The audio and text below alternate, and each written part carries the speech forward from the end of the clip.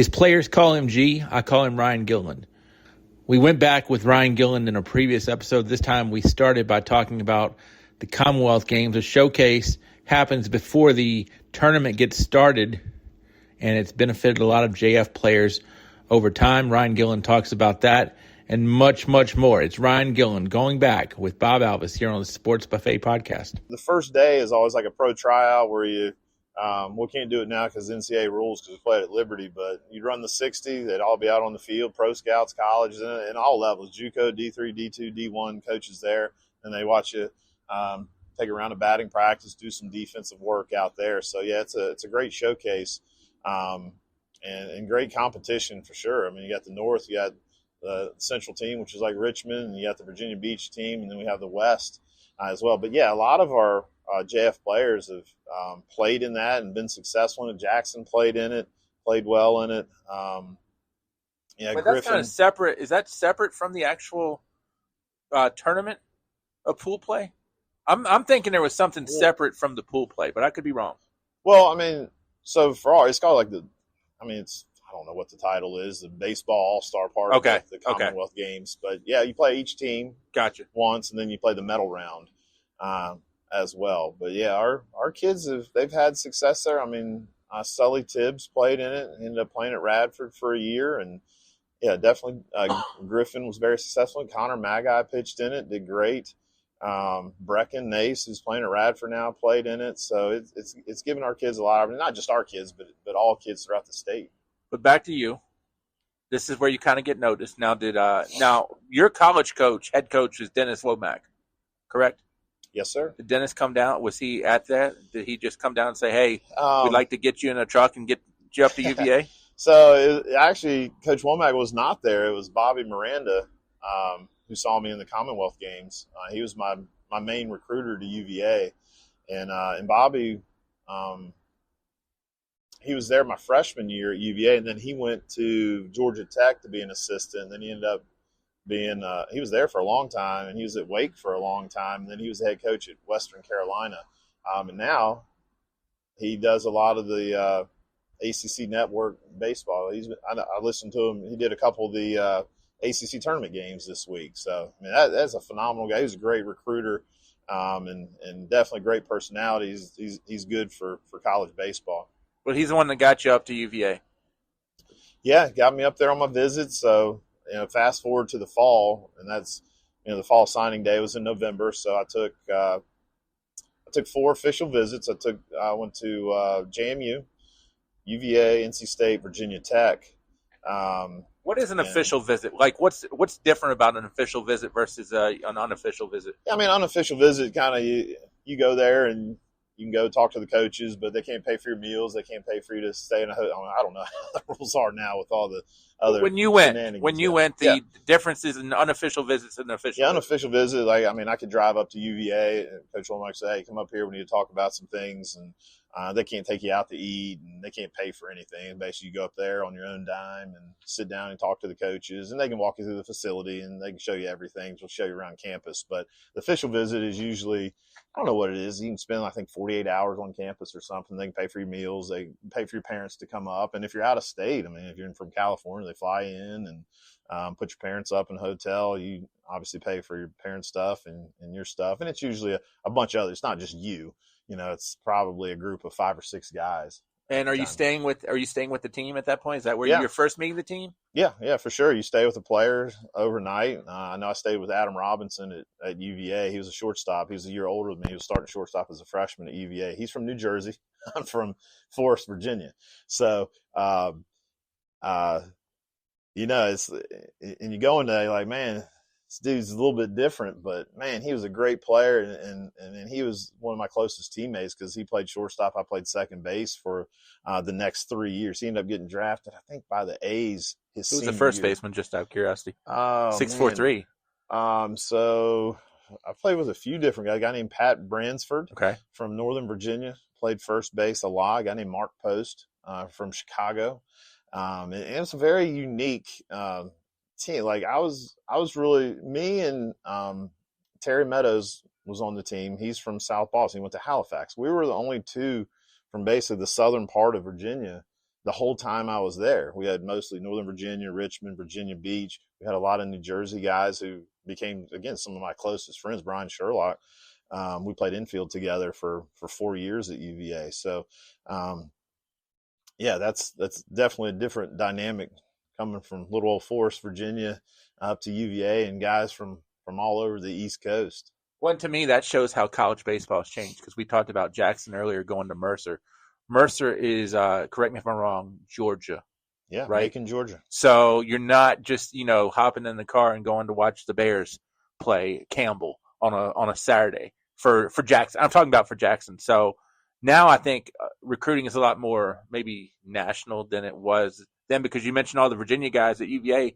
How many Virginia guys are on UVA's roster now? Obviously, you want to recruit the state, but you get where I'm going, I think.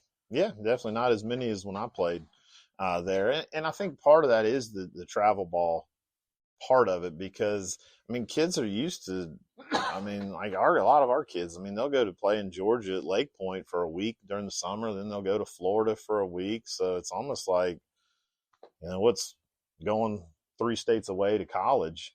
And back to Jackson, yeah, I mean, it was hard. We couldn't physically go watch them play, but that's where technology is great. Sure. Everything's on streaming, and, I could come home from practice, they're playing a night game, and just fire it up and watch them play at Georgia. They're playing at Georgia Southern at 7:00. And then obviously on the weekends, just fire up the ESPN Plus, and you can watch any game you want. You remember VHS tapes? I do. I have one, and it's a recorded game from Home Team Sports where Virginia played Maryland in an ACC college baseball affair. That was probably like the one time that Virginia was on TV for that year, because you didn't have the ESPN Plus, you didn't have the ACC network. So you talk about how media's changed. Yeah, I think we were guaranteed one TV game the whole season. But yeah, I remember playing Maryland, and I feel like we played them in Fredericksburg or something on one of the TV games. I'll go to my storage unit, dig out the tape, and I'll send it up to you. And then, I mean, the ACC tournament, I don't know if the whole thing was televised, but definitely the championship game, and we won it in '96 down in Durham. And that's another great memory from my college days. Talk about it. Yes, I mean, we had a really talented team. It was my sophomore year. I think my freshman year, we were, 3 or 4 games over 500, and we had most of that team coming back the next year. So what's the tournament look like, by the way? Is it pool play, or how the tournament back work? then it was double elimination. So it was only 9 teams, 8-9 played a playing game to get into the double elimination. So Florida State's in at this point, but the rest of what is the ACC now is different, because you had Maryland in, you had your North Carolina schools, you had UVA, and you had Georgia Tech and Clemson. Yeah, so I think in '96, I think we went in as either the 4th or 5th seed. We had a really good regular season, so we were kind of on the bubble, I guess. We were probably in, unless we lost our first 2 games in the tournament. So, I mean, we went through a gauntlet. I think we beat NC State the first game, then we beat Georgia Tech, we beat Clemson, and then I know we beat Florida State to win the championship. J.D. Drew was on that team. But, yeah, our pitching staff was pretty loaded. I mean, Seth Greisinger was first pick of the Tigers that year.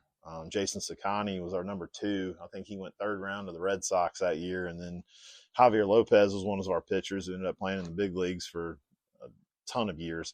Not the same one that caught for the Braves. Just want to help out. Nah, left-handed pitcher, but 4 World Series rings for Javier for sure. But, yeah, we had a talent. And position-wise, I mean, I guess none of us ever made it to the major leagues or anything, but we just had really good college players that we played together for sure. Ryan Gilleland being one of them. I was fortunate enough to be in the lineup every day for that. And then, we beat Clemson in that tournament as well. And that was probably the best pitching staff I ever played against. I mean, they had Chris Benson, who was their number 1. They had Billy Koch, who was a closer in the big leagues forever. He was like their number 2, and they had a lefty named Ken Vining, who played minor league ball forever. So that was, that was a tough one. Chris Benson actually played minor league baseball in Lynchburg, but if you Google him, he may be more famous for Anna Benson in certain ways. If you're outside the baseball circle, but Chris Benson at the time was a really, really good pitcher.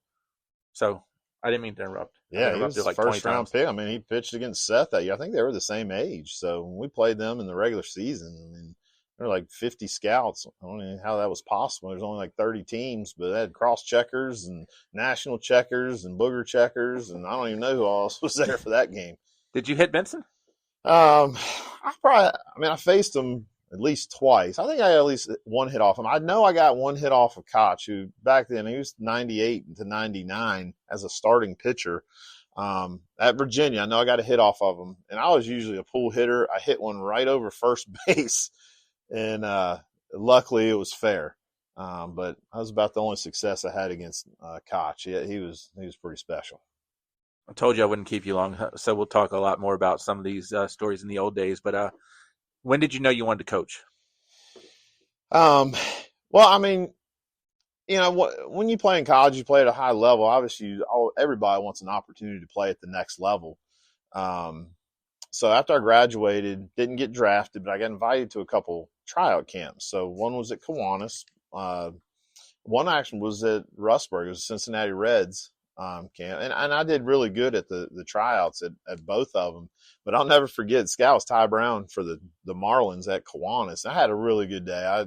I hit a bunch of balls out in batting practice, did good defensively. He called me in the dugout afterwards. I was kind of excited. I was like, all right, man, all right. This might be my opportunity. First thing Ty said to me, he said, did you get your degree from University of Virginia? I said, yes, sir. He said, go get a job. I said, man, that was, I mean, he was a straight up dude. And looking back, I mean, he was right. And he did say, he said, I'll talk to our guys. I'll talk to the organization. If there's a spot that opens up, I might be able to get you on that. He was like, you're going to make $600 a month for 6 months. Nothing in the off season. He's like, you have a degree from the University of Virginia. Go get a job. What did you major in? I majored in psychology. Okay. I originally had the bright idea that I was going to major in economics at UVA. And my advisor trying to talk me out of it. They're like, all right, just go take the 2 entry-level classes in economics. I said, this can't be that hard, right? I think I got a C- in the first one and a D+ in the second one. So my major quickly changed from economics to psychology right there. And I've got to imagine baseball players are not taking easy classes just to get done. I have a feeling like football and basketball may be getting powdered in that direction, but probably your other sports, not so much. Yeah, I mean, our advisors were great. I mean, they laid out, I don't think I ever registered for a single class in college. I mean, they said, this is what you're going to take. And I was just say, yes, ma'am. But I mean, they try to balance it out where you take a little bit more of your easier classes in season because spring baseball Division I is insane. I mean, playing 56 games. We were playing 2 games in the middle of the week, 3 on the weekends, missing class all the time. So try to schedule most of your easier ones in the spring and your harder ones in the fall. But thank God travel wasn't a major issue like it is maybe now. Yeah. And a lot of long bus rides for sure. But I mean, those are great memories. And I wouldn't change anything. So back to Ty Brown said, go get a job. Okay. So when did you know you were going to teach? Okay. Yeah. Or so coach, I think. The coaching side of it. So that summer, so G.R. Wiley, who coached, he ran our Legion, and I played for him. We were Bedford Post 54 back then. Wait, just out of curiosity, how'd the other tryout camp go at Rustburg? I mean, I played well. I never heard anything from him, so I guess it didn't go as well as I thought. Didn't go as well as somebody thought it did. Yeah. So yeah, I mean, I'm probably like a lot of kids still today. You graduate from college and you still don't know what you want to do, and it's a major lifestyle change. I mean, you're used to playing ball, right? You're used to getting ready for a season, and then it all comes to an end. And, you're 22 years old and you still don't know what you want to do. So GR gave me an opportunity to help coach a junior Legion team in 1998. So me and Patrick Muncher actually coached together, and it had changed to Lynchburg Post 16. Right. That's who GR was affiliated with at the time. So I really enjoyed that. And I knew deep down, I knew I wanted to stay involved with the game. And the game was so great to me. I mean, it helped pay for my education, some of the closest friends I ever had in life, and some of my best memories for sure. So I knew I wanted to stay involved with it. Real quick on Muncher, if you think kids were big in high school, go look at Patrick Muncher from the high school days, because it seemed like Muncher drowned big kids, because Muncher was a huge guy. He was absolute. absolute dog for sure. I mean, he hit a golf ball a country mile and baseball just about as far. But yeah, he was a pitcher. He'd be right on top of you when he was on the mound. So And this is when everybody's playing three sports, because I remember him from the basketball yeah, court. And I played mean, basketball too. Muncher, I mean, just try to move him out of the lane is my thing. I mean, how are you going to do it? You didn't. Yeah. Legally, how are you going to do it? Definitely couldn't budge that man. So anyway, and I didn't mean to see interrupt. Patrick around. His kids, his wife teaches in the forest zone, and his kids are younger and playing baseball in the forest area at this point too. So it's really cool to see him around. But yeah, GR gave me an opportunity to coach, and I still didn't know what I wanted to do. I had an opportunity to go to graduate school at ODU to get my master's in sports management because honestly, I still didn't really know what I wanted to do. So that was a good time to just kind of reflect and kind of figure it out. And let me just backtrack. Before I went to grad school, I did go to I coached at Monticello High School in 1999. And Mark Mace gave me an opportunity to coach. The first year the school was open. I really enjoyed that. I didn't have a teaching license, but I did work in the school. I was an aide in the at-risk program at Monticello High School. I've always liked working with kids. Is that like ISS? Yeah, I mean, Sort not of. really ISS. Okay. It was just kids that didn't have a whole lot of support at home, and they were at risk of dropping out of high school. Gotcha. And I really enjoyed that. I enjoyed the school setting, but I still chose to go get my master's. But the whole time I was going through that, I was like, man, I got to figure out how I can stay involved with baseball. So when I graduated from ODU in December of 2000, Y2K, and then I came back home. I was looking for jobs. Jim Thacker calls me up. He's like, if you're not doing anything, why don't you put in to be a substitute teacher? He's like, and you can help me coach. He said, I don't have any money for you. I was like, hey, I don't need any money, man. I just want to be involved, help out. Game's great to me. So, yeah, Jim gave me an opportunity to coach, and then I enjoyed the substitute teaching, and that I almost think all teachers should have to be a substitute teacher. You kind of figure out if you like it or not. And I did it. I really enjoyed it. And Larry Mays was the principal at the high school. So at the end of that spring, he called me in his office. He's like, I know you don't have a teaching license. He's like, I'll give you a provisional license for a year. You got a year to get your certification done. I said, yes, sir. He's like, but, and that was at the time, they were going through a lot of coaching changes at JF. So Ed Landis had just left. Jim Hawley had just left. And Larry Mays, it was contingent on, he's like, I need you to coach football, basketball, and baseball, and I'll give you this job. I said, yes, sir. I was single. I didn't have kids. I was like, yeah, man, I'll do it. When Thacker called you, who was helping coach baseball? So it was just Coach Russell, Jim, Harold Drumheller, and I believe I was Eddie. No, Eddie was out. Yeah, Coach now Burnett was B teams at that point or no? No. Okay.